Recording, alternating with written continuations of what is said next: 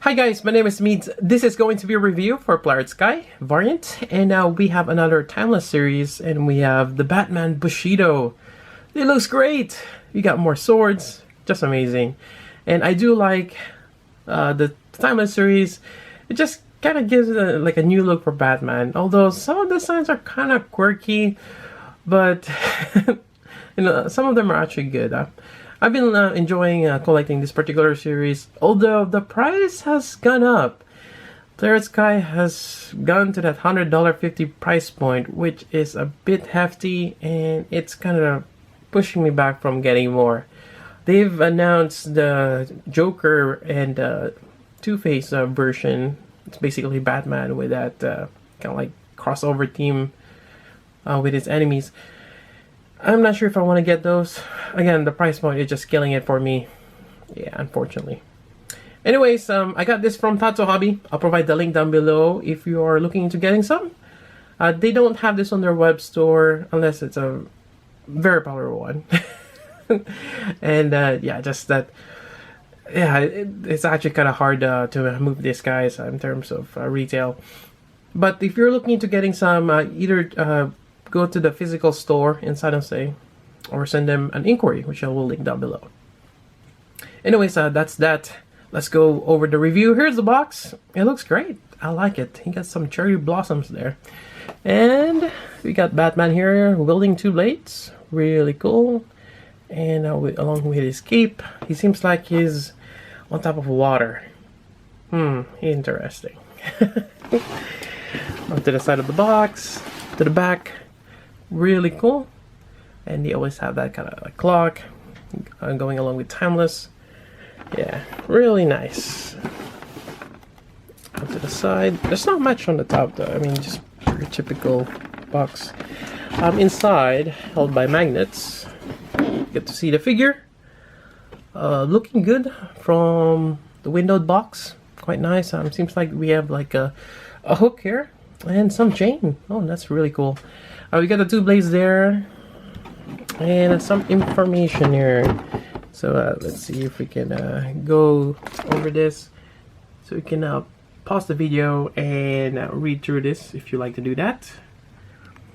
That's that. I'm gonna go ahead and open this box, take out Batman, and continue the review.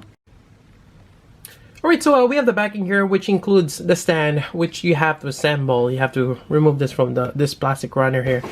And instructions here on the side. There are some screws to help you tighten the joints. I personally don't use this. The problem with this one, I'm not sure if I mentioned that before, but you see this connection points here where you can peg in this part here. Yeah, it extends forward, not upward. So if I want my Player Sky to be in that fight pose, it's kind of hard to do that with this base. It just doesn't quite work out the way you want it to. So I just, well, for the most part, have a Player Sky just setting up. Instructions on the left here are the different configuration of the hands. Some of them are just fairly straightforward. You don't need to have that instruction, but I just want to show that for this review. Alright, and we have the Crimson Knight here. It looks crazy in terms of design, and just looking down on his cape, kind of what sticks out on this particular figure, it's kind of like a mixture of fire as well as guts. Yeah, and this wavy thing on the bottom, it feels like some sort of a demon internal organ or some sort. It's swirly red and black thing. Kind of interesting. Yeah, it's just weird that they went with that design. It feels like, yeah, it's like quite demonic. On the top here, his armor is not too bad. You get a mixture of that black, then you got the silver lining here and there. You have the red as well as bronze. I mean, you got bronze here on the edges here. Quite nice. I do have the blades in the sheet, which I will cover in a bit. But just looking here in terms of the details, it's not too bad. The joints here kind of does stick out, but It's gray. It's probably the closest thing that they can have. Kind of makes you wonder if they ever textured the joint. Will be cool if they do that, but something tells me that might increase the cost more. Anyways, that's that for details. Let's go over articulation. Alright, going over articulation, let's start with the head here and the neck. The neck, it's a little interesting. What I meant by that is the lower part here on the joint is loose. The one that connects to the base of the head is a little stiff. So as you turn this, the bottom part tends to move more than the top. But we got fairly good articulation there. Sometimes you may have to kind of just move that. The color, it's a bit weird too. This one kind of sticks out in front. The other side though, it's all the way on the back here. It's because of the joint that's holding this shoulder armor here, and there's actually another joint right there. Yeah, maybe it's just the molding. Maybe I need to kind of put this up a little bit more. Kind of, yeah, there is a gap there. Not sure if just the way that's how it's molded. Shoulder articulation, you can move that up to the side here. You got that new joint that lets you swivel, but not really so much. There we go. Not too bad. You have a bicep swivel here. Kind of wish they had the armor on top here, but you know, it's kind of weird when you have a certain angle. Then you got your elbows. You got your blades here on the forearm. And you got your wrist joint. These are flexible, so that's not too bad. Yep. Onto the torso, you have let's see, a ratcheting joint there. I don't think there's much of a gap even on the back side, but you got all this cape, so you don't have to worry about that. Not too bad. You also have the waist articulation. Well, I guess mostly on the torso. You can probably move it just a little bit on the waist. Then you have your floating waist here with the side armor attached to it. It seems like it's glued in, and I can already peel that out. Yeah, might need to touch up on gluing that one. There we go. On the waist, you got your ratcheting joint, and this one seems to be stuck somehow, or there's just something on top. Huh. Yeah, I was playing around with it, and there we go. I always wonder how this looks inside. So I guess I was trying to move it up, and all of a sudden this thing, yeah, alright. So there is a ball joint under the waist there. Okay, that's how that's attached. Let me move this sleeve up. I'm not too fond of this. It's too thin on the crotch area. That could have been a little bit better. Yeah, alright, let me reattach this. I have to kind of bend that in, slide that in there. There we go. Alright, I'm trying to move this up here, and something is hitting it. It's probably this top part of the waist. There we go. Just trying to do a split. Okay, well, that works. Good thing I didn't snap that waist joint, or else that's not good. You can move that up. Arm back. Not too bad, but obviously you're gonna have some limitations there. But then again, it's Batman with armor. More than often, the articulation on the lower part might be a little hindered. But from the top, it's actually fairly good. Now let's go over the knee bend, which is always something. The joint is just too stiff. Alright, so that's as much as you can flex, which is actually good. You got the knee armor in the middle. You see a little bit of a joint on top. On the bottom, it's not bad, but not great either. But I can work with that. Yeah, it's not too bad. I've seen worse, and it helps having an all black uniform for the most part. So there we go. Onto the back side. Let's see here. You kind of see that joint there, but again, not too bad. It blends with the uniform. You got your ankle joint here, and I don't see any toe joint. Oh wait, huh? I thought they brought back that swivel here, but I don't think they did. So no articulation on the foot other than the ankle here. Huh, okay.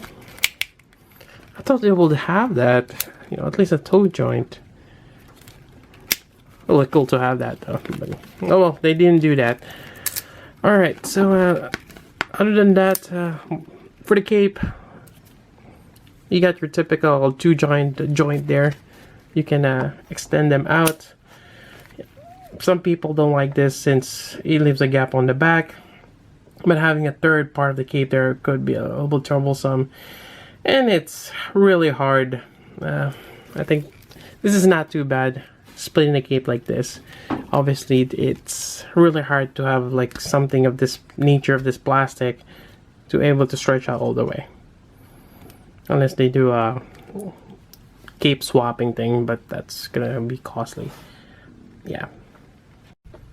Alright, next part, we got the sheet here, and it's kind of interesting. This one has kind of like the same texture on the back of the cape. It has that matte finish. Then you got the metallic red here, and you can put the swords in there. There's a peg here for the connection. Here we go, and it just pegs onto the back side, and it only goes, yeah, one way. So it kind of just hangs on the back there. I kind of wish you can strap it on the side, but oh well. So when he draws his sword, I guess he's gonna go over his shoulder, kind of like you can even reach it. So obviously he's not gonna be able to reach it with his left hand, but I don't know. Now on this figure, he cannot physically reach the backside, but you know, that's that. Let's just lay this down here for now. Next up are the blades. So this is the first blade. It's actually quite long. Yep. The only drawback I see on this sword is that nub right there on the blade. That's part of you know, how they have this one. Yeah, I don't think you can get away with that unless someone cleaned it before they painted it. The handle is actually cool also. This is lightweight. There's no die cast on this. Likewise, you have the smaller one here. This one, I don't see any of the knob mark on the blade, which is good. And you have the cool handle as well. And for those who are going to be asking, how long is the blade? Just in case you want to get this figure and use the blade for something else, which I would do the same thing myself, but I like the figure. So, anyways, so from the tang, I think that's what they call this, the tang to the end of the tip here, it's about 8-inch. That's an 8-inch blade. The whole sword, or the katana, it's about 10 and a quarter long. For the shorter sword here, the blade is about 5-inch to the tang here, and the whole length to the handle is about more or less 6 3/4. 6 3/4. So pretty long blades. And you know, it's almost the same height as him. Really cool. Other than that, we can place this onto that. We just kind of just slide it in. There we go. And I think it kind of, there we go, clips in. Just really cool. There we go. I still wish there's a way for the shoulder to extend out more. I mean, there's certain poses that you want to try to reenact. Next weapon is the claw here, or the grappling hook. This is really cool. I like how they did this. And there's a chain, and you got this end here, kind of like the ball, just a weight. So when you can spin this around, you can actually do damage. You know, just throwing this to your enemy. Yeah, really cool. And I think from what we see, we can swap this out and flip this over. There we go. So that's kind of cool that you can are able to flip that around. All right, so that's it for this. In terms of hands, we have the closed fist, and we have a couple here. There are 2 open hands, but they're not the same. So here's the right hand. This is the left. You get 2 hands for the sword. It's almost the same. Could be all used for pistol also, maybe. And lastly, you have this, which I believe is for this. Or actually, maybe just holding the chain here. Though you have to open it a little bit. Yeah, I might have to play around with this. It does not go in. The hand is just a little too stiff. Alright, let me swap out the hands. Alright, so let's try to put this on, and I don't think it's gonna be that easy. Alright, so let's put this one first. I just gonna put the chain underneath first and slide this down here. I think that is probably the best way to do this. Gonna get it in there, wiggle that in. A little bit more. There we go. Alright, so for the other side, which I find a little tricky, is you gotta just kind of put the chain in between the thumb and the fingers, and you kind of just force that in, slide that in, and from that point on you can pull the chain forward. Although it's getting stuck, but there you go. And put the claw back in there. Maybe when it's holding it this way, gonna have it sticking up, and there you go. You have the grappling hook. It's not too bad, but yeah, it's actually nice that we have this long chain, you know, with the weight at the end. Yeah, it looks great. Alright, so putting on the sword, it's a little tricky also. You just gotta find the right spot. If you try to push this in from the top, there is a part here that kind of hinders that. So you gotta put it somewhere in the middle, wiggle it out, kind of like what I did on the right. In the process, actually, I ended up cracking up this the tang here. I think that's what it's called. And you can actually remove it. Huh. I kind of actually like this sword here without the tang, so you can have that option if you want to take that out, as you can see here. I just thought that was kind of cool. I thought I broke it too, so. And I guess there's only one way to put this on here. Okay. Alright, that's back. Alright, so again, it's kind of hard there. Maybe kind of open up the hand somehow. Yeah, it's a struggle. And I just want to demonstrate this. I know the video does get a bit lengthy sometimes, but I just want to show how just putting a sword in could be troublesome. Yeah, not even gonna. Alright, so gonna have to wiggle that in. Yeah, just gotta spin the sword around. Alright, I think that's it. Although I kind of want to get closer. Well, not to mention the whole thing is heavy. So if you're putting on the sword, you want to cradle the Batman near your body. That way you don't mess around with the weight, trying to balance it out while you're focusing and using both of your hands to put this on. Yeah, if that makes sense. Anyways, there we go. It looks great. Actually, let me put him a little bit further back here. You know, just having those 2 long swords. Well, the other one is a little bit shorter, but that's amazing. There's just something with Batman and having swords. Although we see him a lot just having hand-to-hand combat with the blades and the knife, batarang. But if you see Batman with a sword, he looks a bit more badass with that. I still use melee weapons, so can have him in different poses here. Having that dual blade, really cool. Have the wings stick out. See, this is a bit more menacing than the Tetsuya's Batman. Yeah, we got that really crimson red. Yeah, really cool.